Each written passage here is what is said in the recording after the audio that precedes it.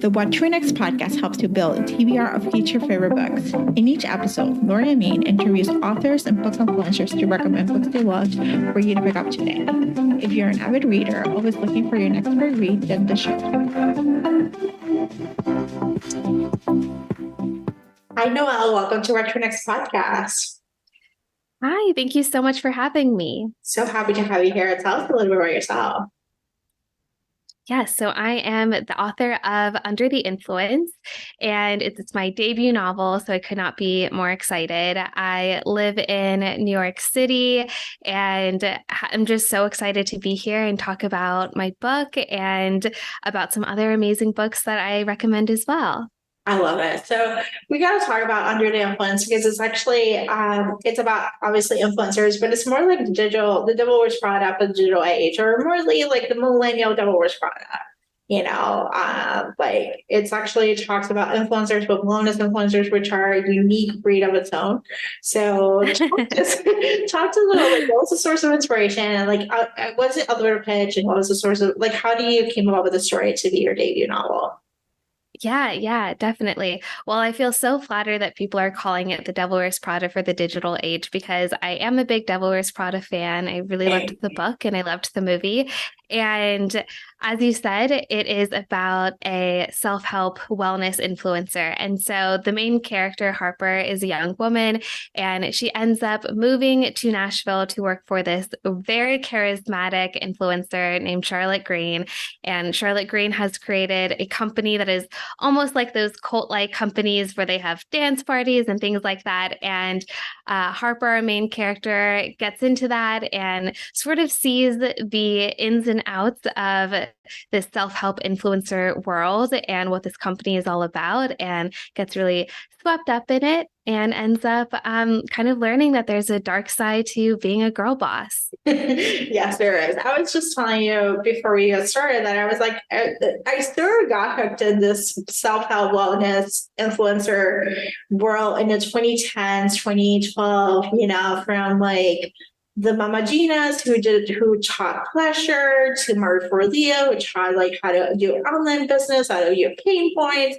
And it's like this whole world of like charismatic female founders who just like basically created a whole language, expectations and stuff like that. And so reading your book was like somewhat healing from that like place of like, oh, like I don't have to be toxically positive, I don't need to sell my pain point, like the pain point is your whole thing. I don't need to be vulnerable for the sake of being vulnerable, Exactly.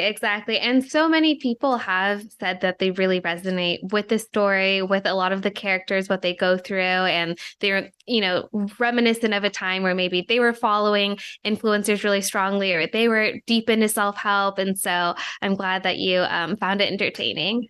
It was entertaining. It was like, oh, okay. I feel for that. I don't ever have to. Like, it's kind of like, oh, my hobbies can be just hobbies. Like, my things can just be things, and I don't have to. I think in some ways it heals the relationship with work, because Harper is just like starting out and she wants to just do a good job, and like realizing like conflict of like doing a good job when the job is never done. And it's like, and the expectations are always like, the next level, you're never able to accomplish. It's a really jarring position that many of us have gone through in different jobs. Absolutely. Definitely. Yeah. Hustle culture is one of the biggest themes in the book, about what that looks like, about burnout culture.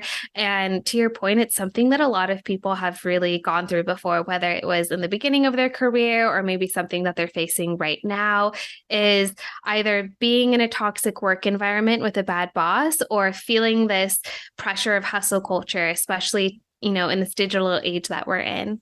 Yeah, it's a really Italian. It's like there's like the hustle culture. There's a whole different ball game, But I would tell you, like, at least I've gone through it. I've lived in New York. I've done the whole try to accomplish and make it anywhere and all those different things. And it has taken me. I left New York in 2020, and it has literally taken me 3 years of intense therapy to just deprogram myself to have that. to not have that idea that I need to always perform, that I need to always be perfect, that I need to always people please my way to it, and that I always the level that I need to escape my life. Because that's the other part is the fact that it's like just an expectation self-help gurus tells us like you should just quit your 9 to 5 job, but they need the 9 to 5ers to do the job. Exactly, exactly. And it really is such a universal story. And that's what I found is people who read the story are telling me, wow, this feels exactly like how I used to feel, or being able to resonate, or to your point, I had to deprogram myself because I used to think this way. And so it's really wild to know that it's very unique for anyone to say that they have not had a bad boss. Most people have, or most people have been in a toxic work environment. So it's definitely a book that I hope people can resonate with the story. Yeah. So what are you working next? So you're working on something else or.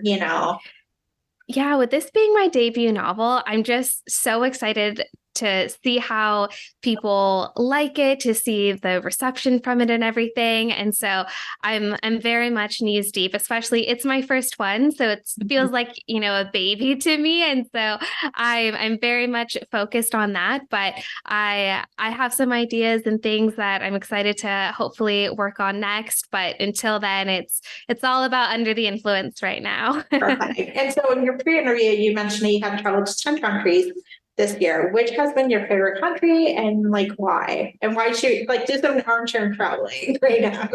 Yeah. So my partner travels a lot, so I'm fortunate enough to get to go to a lot of places with him. But I would say my favorite country thus far has probably either been Croatia or the Philippines. I'm half Filipino, and so obviously getting to travel to a place where my family is from was incredible. I got to meet some of my family there that I've never met before and have traditional Filipino cuisines and things like that. And that was just a really incredible experience.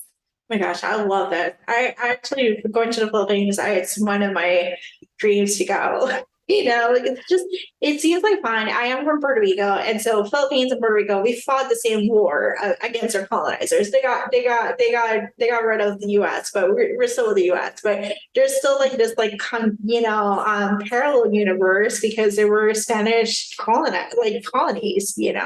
So we Absolutely. have similar things, like similar food and similar like ideas that are just like based on what we were colonized. So Definitely. And going there, I just had a different level of respect for my grandparents because they moved here at such a young age, and yeah, getting to go there and see where they moved from yeah, is it's really humbling, and you just have a different layer of appreciation. yeah. So let's talk about your reading life. What kind of books do you tend to read? I read a lot of different types of books, but I will say I gravitate a lot towards women's fiction or commercial fiction. I feel like I love I love love. I love a love story. And I also, I love when wealthy people behave badly. I don't know why. That is just it's like so juicy and fun to be reading that. And then I also really love like boarding school sort of books. I don't know why any of these are some of the things that I love, but those ones I usually gravitate towards those. I am all about rich people behaving badly. I'm also all about boarding schools, secret societies, and stuff like that. I'm like, Yes. kind of like I wouldn't be part of it in my real life, but I'm enjoying it reading somebody else taking a mess out of it. Absolutely. Absolutely. I feel the same way. Yeah. So let's start some book recommendations. Do you have any books to recommend our listeners to pick up? Okay, so my first recommendation is Ghost by Dolly Alderton.